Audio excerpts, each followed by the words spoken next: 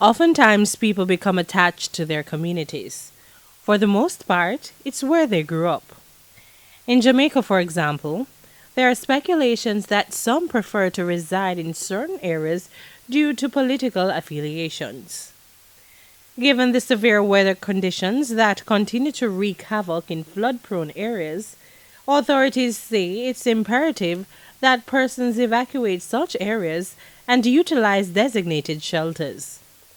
Speaking Wednesday on the morning agenda on PAL 106 FM, Member of Parliament for St. Andrew East Rural, Juliet Holness, explained that she is especially concerned about residents of Wees Road in 9 Miles Bull Bay, which is under threat from the Chalky River. Mrs. Holness says she has spoken to residents about the planned forced removal, and some have started to relocate. Once we see there is any possibility of rain from the meteorological center, they will be forced to go to the shelter.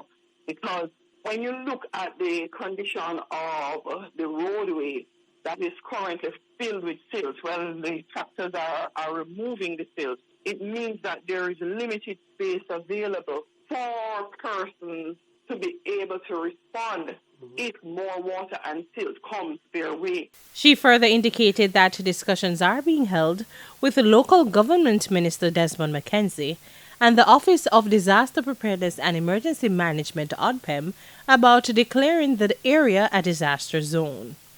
The ODPM has the authority to force persons to go to the shelter.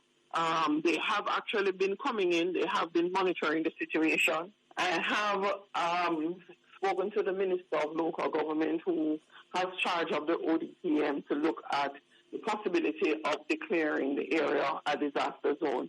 We actually had that discussion from the previous set of rains, even before this situation. So I will revisit that with him to see if that actually forces persons to go that do not wish to leave at this time. It's understood that lands have also been identified to relocate residents from her constituency who reside in danger zones. Mrs. Holness says it appears that residents are living in the communities because of politics. So far, the two locations are found. Rest Haven is very hilly but solid, very expensive to build. And the NWC also has some space at the top of Bedford.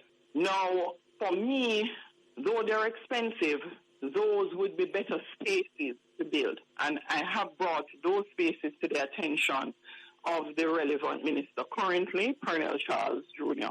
I have been having the discussion both with my constituents. I mean, some people tell me I must not go there because it is, yes, a political issue.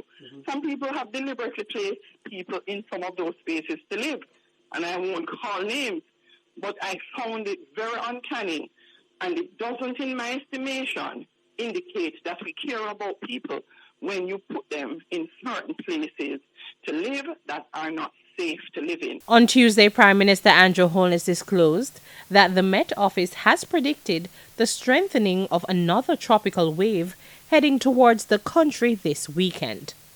Kimberly Broderick, Frontline News.